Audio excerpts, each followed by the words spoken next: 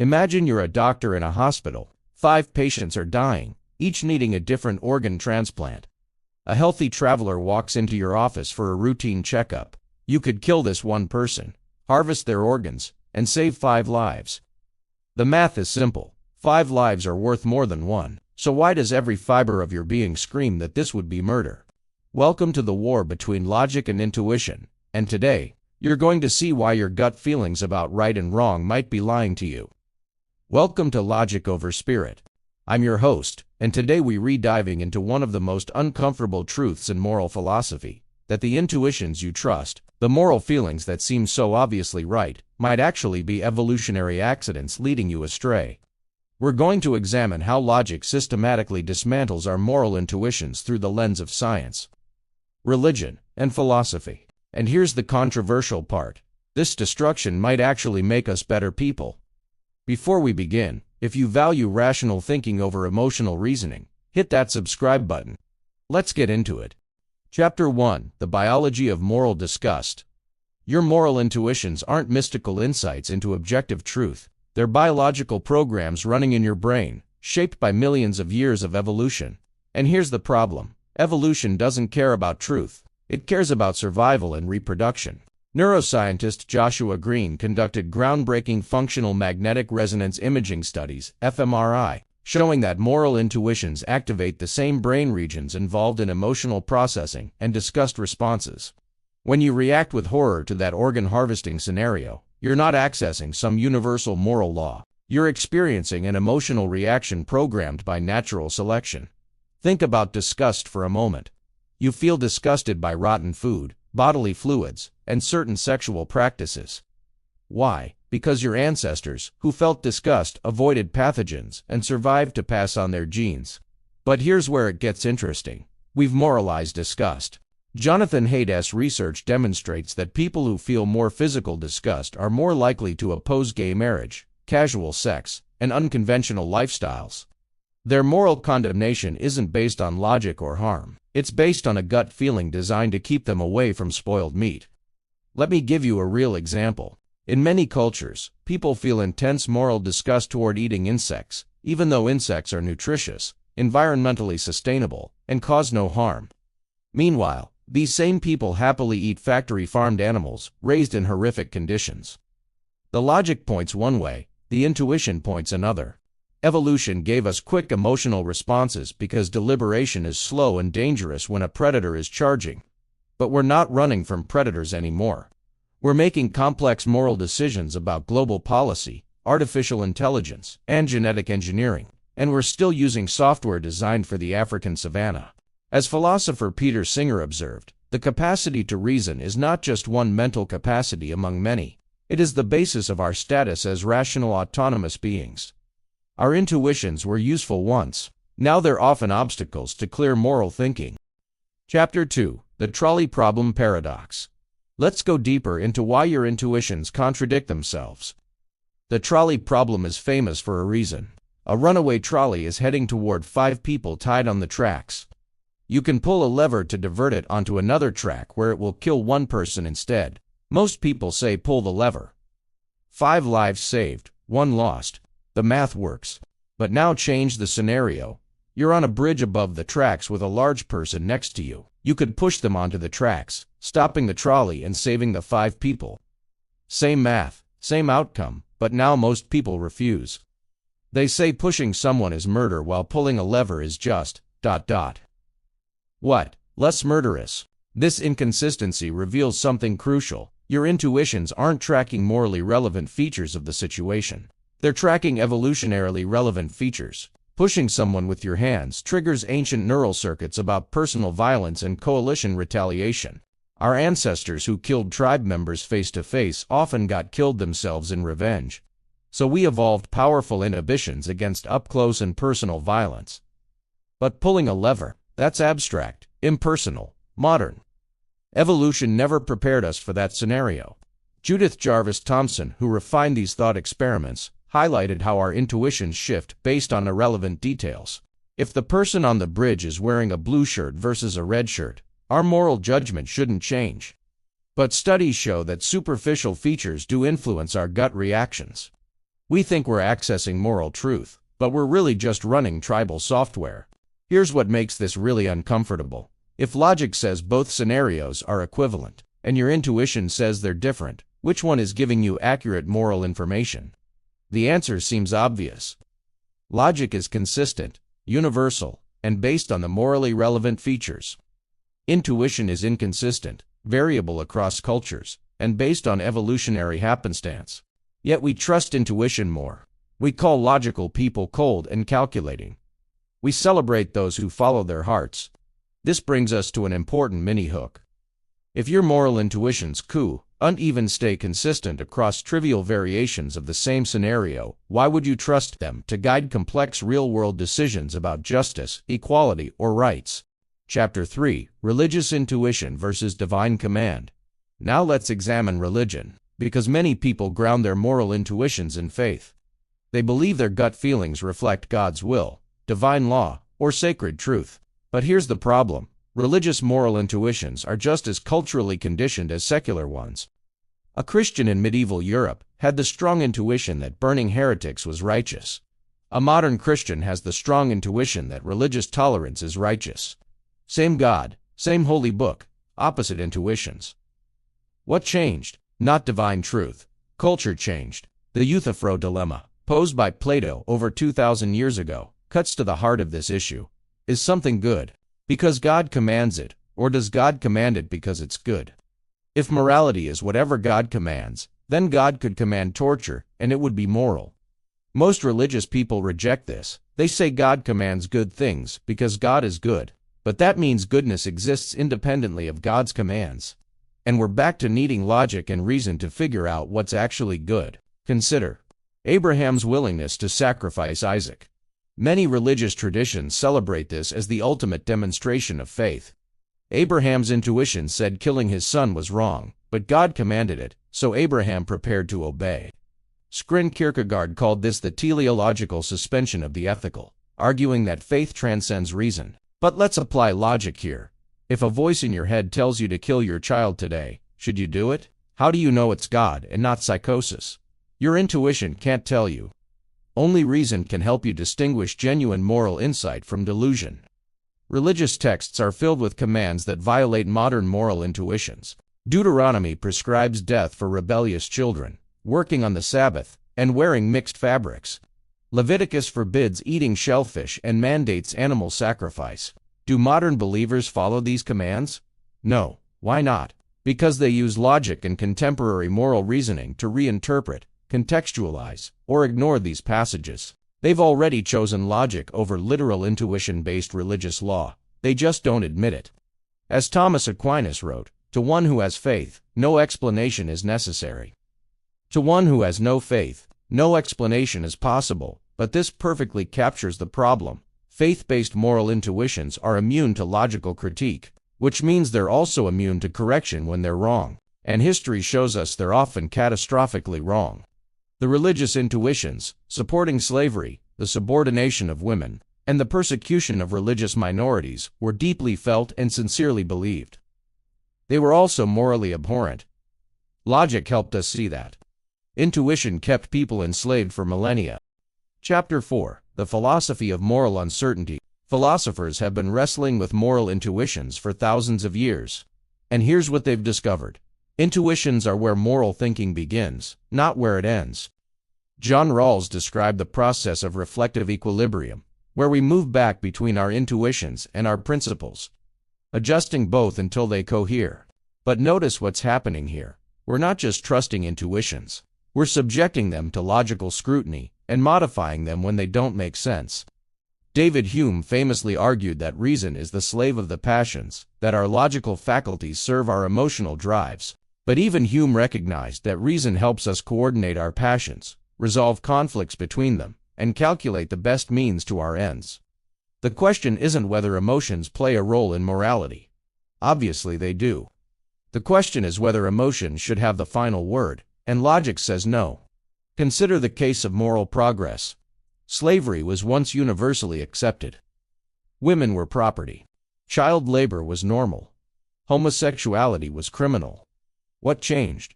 Did our intuitions suddenly evolve? No, Evolution works on timescales of thousands of years, not centuries. What changed was that people applied logical reasoning to their moral systems. They recognized contradictions. How could they claim all humans have equal dignity while enslaving millions? How could they preach love while persecuting people for whom they loved? Logic exposed these contradictions, and societies slowly, painfully changed. Here's a key insight. Every major moral reform in history required people to overcome their intuitions. Abolitionists had to argue against the intuition that slavery was natural and divinely ordained. Suffragettes had to argue against the intuition that women were unsuited for political participation. Civil rights activists had to argue against the intuition that racial segregation was proper and necessary. In every case, logic was the revolutionary force. Intuition was the conservative force, maintaining injustice. Derek Parfit, one of the greatest moral philosophers of our time, wrote, "It is not irrational to care about quality of life, not just length." He spent decades working on logical frameworks for ethics, precisely because intuitions fail us. When we face novel moral questions about artificial intelligence, genetic enhancement, or digital consciousness, our intuitions go silent. We have no evolved responses to these situations. Only logic can guide us. Chapter 5. The Problem with Moral Luck. Here's another way logic destroys intuition. The problem of moral luck. Thomas Nagel identified this paradox perfectly. Imagine two drunk drivers. Both get behind the wheel with the same level of impairment, the same reckless disregard for safety. Driver A makes it home without incident. Driver B hits and kills a child who runs into the street. Our intuition says driver B is far more morally culpable, deserves harsher punishment, and is a worse person. But logically, what's the difference? Both made the same choice, took the same risk, and had the same character flaw. The only difference is luck, a factor completely outside their control. This gets even more uncomfortable when we apply it broadly. You weren't born in a war zone. That's luck. You weren't raised by abusive parents who modeled violence. That's luck. You don't have a brain tumor affecting your impulse control. That's luck. Every factor that shapes your character, your choices, your moral behavior, is ultimately traceable to genetics and environment, neither of which you chose. So how can you take credit for being a good person? How can we blame others for being bad? Immanuel Kant tried to escape this by arguing that only the will matters, that moral worth comes from acting from duty regardless of consequences. But this just shifts the problem. Why does one person have a dutiful will and another doesn't? If it's not luck, what is it? Magic. Your intuition wants to say people deserve praise and blame, reward and punishment, based on their moral character. Logic reveals that moral character itself might be a matter of luck all the way down. This has massive implications for criminal justice. We incarcerate people based on the intuition that they freely chose evil and deserve suffering. But if logic is right, if determinism or near determinism is true, then retributive punishment is just adding more suffering to the world for no rational purpose. We might still need prisons for public safety, but the vindictive satisfaction we feel when criminals suffer, that's intuition, not logic, and it might be leading us to create unnecessary misery. Before you click away thinking this is too abstract, consider. Your intuition about moral responsibility affects how you vote, how you judge others, how you raise your children, and how you think about yourself.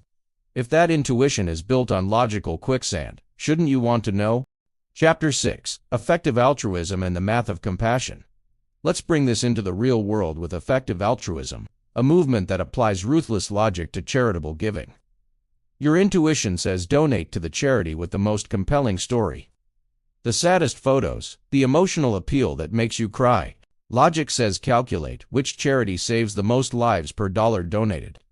And here's what logic reveals. Your intuition is causing people to die.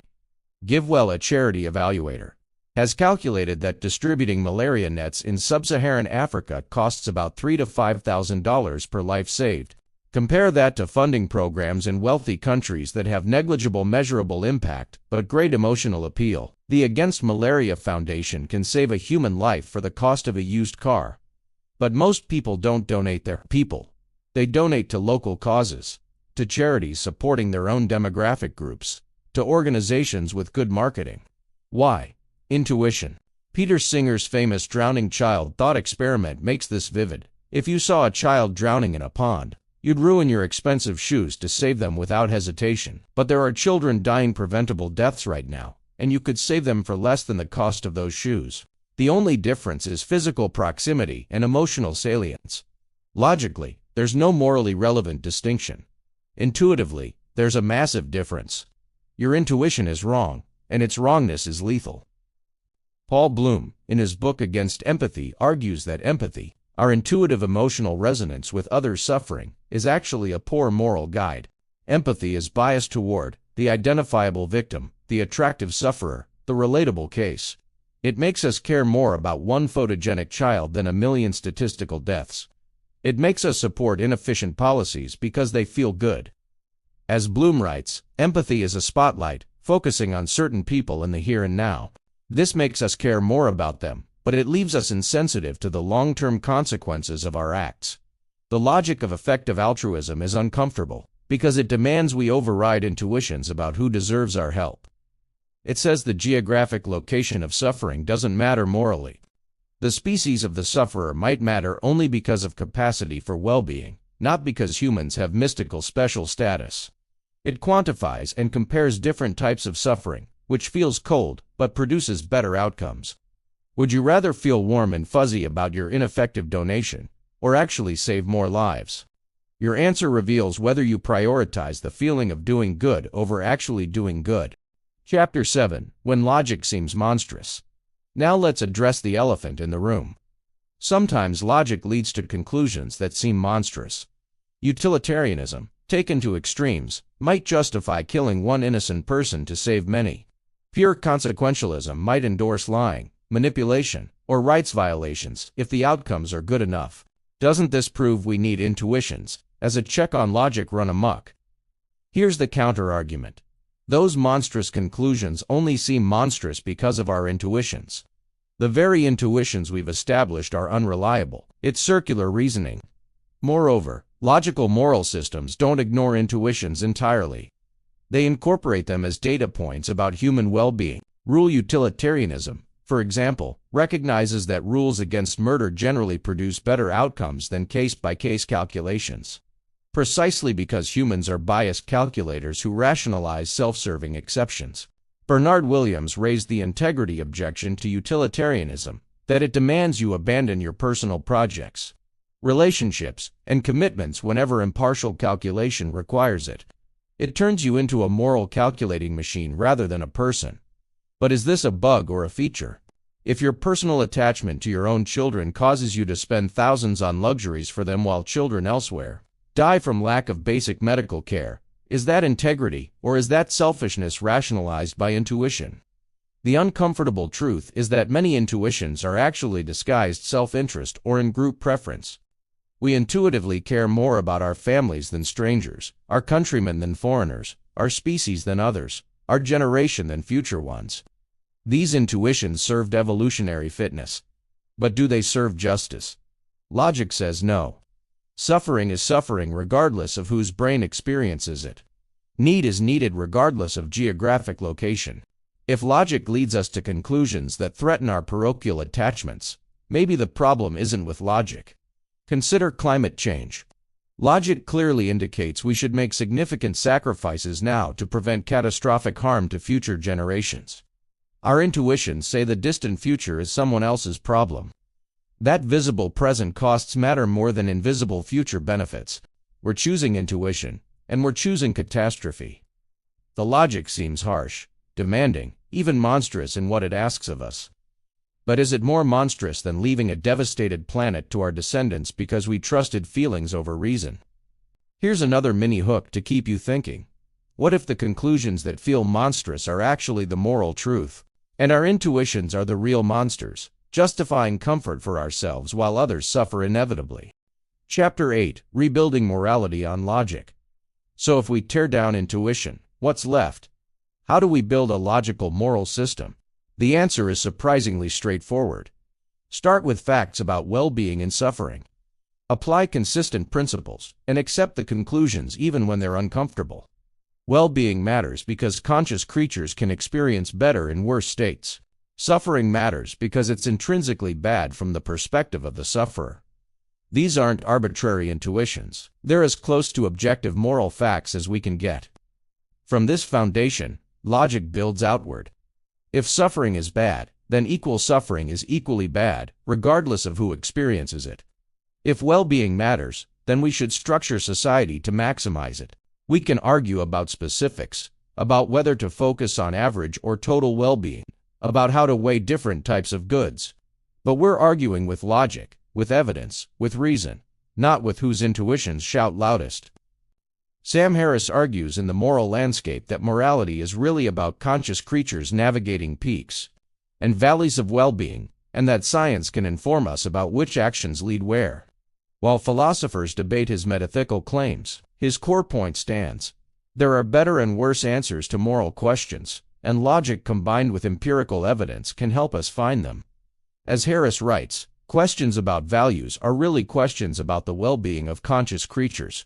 This doesn't mean emotions have no place in a good life.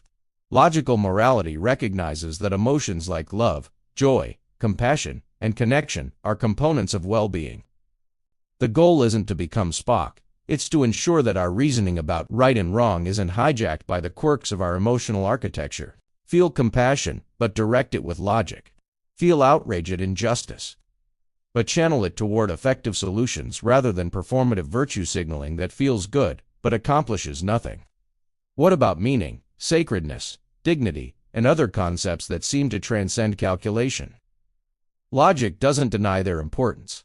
It asks what these concepts actually refer to in terms of conscious experience and well-being. Dignity without connection to anyone's actual welfare is just a word. Sacredness that demands suffering in its name is superstition. Meaning comes from purpose, connection, and engagement with projects we care about, all of which are analyzable in terms of psychological states and their causes. The logical approach to morality is hard. It's much easier to trust your gut, follow tradition, and not question whether your comfortable intuitions might be perpetuating harm. But easy and right aren't the same thing. As Bertrand Russell observed, the whole problem with the world is that fools and fanatics are always so certain of themselves, and wiser people so full of doubts. Logic demands we doubt our intuitions, question our certainties, and follow the argument where it leads, even when we don't like the destination. Conclusion: we've journeyed through neuroscience, philosophy, and ethics. And here's what we've discovered. Your moral intuitions are evolutionary relics, culturally conditioned responses, and logically inconsistent guides. They served their purpose in ancestral environments, but they're inadequate for modern moral challenges. Logic destroys these intuitions not because logic is cruel, but because it reveals what actually matters: the well-being of conscious creatures. When we let logic lead, we make better decisions, reduce more suffering, and create more flourishing. It feels uncomfortable because we're overriding millions of years of programming. But discomfort isn't an argument. The truth doesn't care about your feelings. So here's the challenge. The next time you have a strong moral intuition, pause. Ask yourself what logic says. Are you responding to morally relevant features of the situation, or to evolutionary triggers? Are you being consistent, or making special exceptions for yourself and your tribe? Are you prioritizing feeling good over doing good? This is hard work. It's the work of actually being moral, rather than just feeling moral. And it's the only way forward if we want to solve the problems facing humanity. If this video challenges your thinking, hit that like button and subscribe to Logic Over Spirit. We're building a community of people who value reason over emotion, evidence over intuition, and truth over comfort. Drop a comment below. What's one moral intuition you've questioned through logical analysis? What changed when you did? And if you want to dive deeper into these topics, check out the links in the description to recommended books and articles. Remember, the unexamined life isn't worth living, and the unexamined moral intuition isn't worth trusting. Think clearly, act rationally, and I'll see you in the next video. Thank you for watching.